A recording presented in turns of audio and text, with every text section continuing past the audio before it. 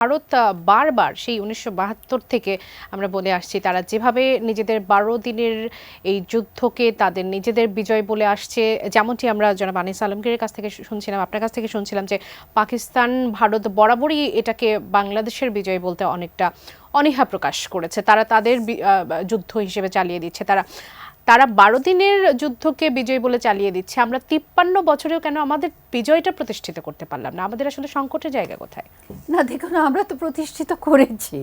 ওরা এটা এটা আপনি যে প্রশ্নটা করলেন না, মানে এটা তো না যে আমাদের স্বাধীনতা আমরা প্রতিষ্ঠিত করিনি। তাদের দৈন্যতা যে তারা স্বীকার করছে না। দেখেন, এখানে আপনাকে না উপমহাদেশের ইতিহাসটাকে পার্সপেক্টিভে আনতে হবে।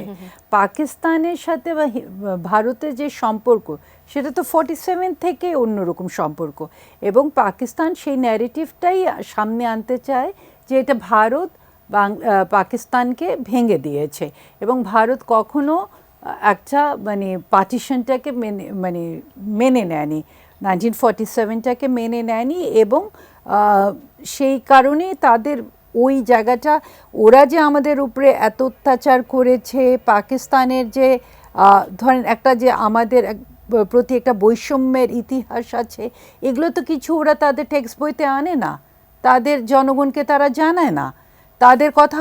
এবং ভারত যেহেতু তাদের শত্রু একদম, এটাতে তো দেখেন সাউথ এশিয়াতে কোনো কিছুই টেক অফ করতে পারে না পাকিস্তান এবং ভারতের এই শত্রুতার কারণে। এখানে তো আমাদের কোনো দ্বিধা নেই এটা বলতে।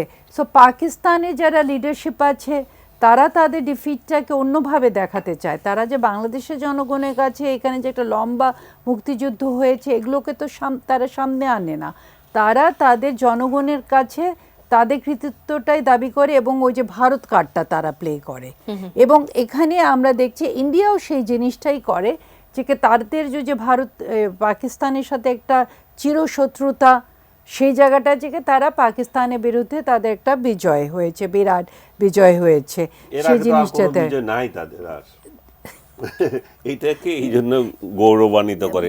আপনার সাথে আমি একটুখানি যোগ করছি যে পাকিস্তান তো বলে ফল অফ ঢাকা বলে, মানে ঢাকা হারাইছে, সেটা তারা স্মরণ করে 16 তারিখে, প্রত্যেক 16 ডিসেম্বরে। শিয়া বাটার ও ভিটামিন ই সমৃদ্ধ lily glam beauty soap. Lily, always beautiful.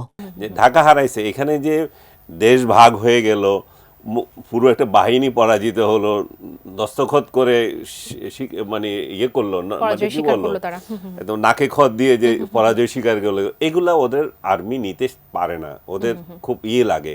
এই জন্য ভারত এটাকে ফল অফ ঢাকা বলে, মানে ঢাকা হারানো দিবস। আর ওইদিকে ইন্ডিয়ার কাছে আমরা পরাজিত হয়েছি। আপা যেটা বললেন, ওই ন্যারেটিভটাকে প্রতিষ্ঠা করা, যে একটা শক্তিশালী দেশ এখানে ঢুকে আমাদেরকে ভাগ করছে, ষড়যন্ত্র করছে, হেন তেন, এগুলো বেসিক্যালি ভারতের যে স্বার্থ ছিল না, এটা তো অস্বীকার করার কোনো উপায় নাই। পাকিস্তান ভাগ হওয়ার পেছনে তাদের অবশ্যই স্বার্থ আছে, কিন্তু এই স্বার্থটা তুমি প্রতিফলিত হতে দিয়েছো কেন? তুমি কেন তোমার নিজের জনগণের উপর অস্ত্র চালাচ্ছ, কেন নির্যাতন করছো, ধর্ষণ করছো, সেগুলো ভুলে যায়। একটা পোস্টের, জি ম্যাম শেষ করবেন না, আমি বলছিলাম যে দেখেন, এটা এই যে, এবং মোদি যে এখানে মিসেস গান্ধীকে টোটালি বা কংগ্রেসকে টোটালি সাইডলাইন করছে, এটা আপনি যদি প্রিয়াঙ্কা গান্ধী তার নাতনির যদি ভাষণটা দেখেন, সেখানে কিন্তু সে খুব স্পষ্টভাবে তুলে ধরেছে যে কিভাবে মিসেস গান্ধী সেই সময় যখন কেউ ছিল না, বাংলাদেশের পাশে দাঁড়িয়েছে। এবং যেটা আনিস আলমগীর সাহেব খুব সুন্দর করে বুঝালেন, যে উনি ডিপ্লোম্যাটিক্যালি ইন্টারন্যাশনালি এটাকে ফাইট করেছেন, এটা জাতিসংঘে গেছে, ধরেন সোভিয়েত ইউনিয়ন তিনটা ভেটো দিয়েছে, জনমত তৈরি হয়েছে। এবং সোভিয়েত ইউনিয়নের সঙ্গে যে চুক্তিটা হলো, এটা কিন্তু একটা মোড় ঘোরানো, এবং ভারতের জনগণ সাপোর্ট করেছে। তারপরে ধরেন কনসার্ট ফর বাংলাদেশ যেটা হলো, সেটাও তো আমাদেরকে মাথায় রাখতে হবে। সেখানে রবিশঙ্কর ইনভলভ ছিল, জর্জ হ্যারিসন, জনসম্পৃক্ততা। কিন্তু সোভিয়েত ইউনিয়নের সঙ্গে যে ভারতের যে চুক্তিটা হলো 20-22 বছরের, সেটা দিয়ে কি হলো? সেটার প্রেক্ষিতে সে রাশিয়া চীনের সীমান্তে সৈন্য মোতায়েন করে দিল, চীনকে দিয়ে দিল যে তুমি যদি পাকিস্তান বা এটা নিয়ে মাথা ঘামো, তাহলে তোমার উপর আমি আছি। তখন তাদের দুই দেশের কিন্তু এত মিল ছিল না, তখন অনেক যুদ্ধ ছিল তাদের, চীন রাশিয়া। সো এইটাও কিন্তু আমাদেরকে বিরাট একটা ইয়ে দিল, ব্যাকগ্রাউন্ড, আমরা মানে এটা বলে সাপোর্ট পেলাম।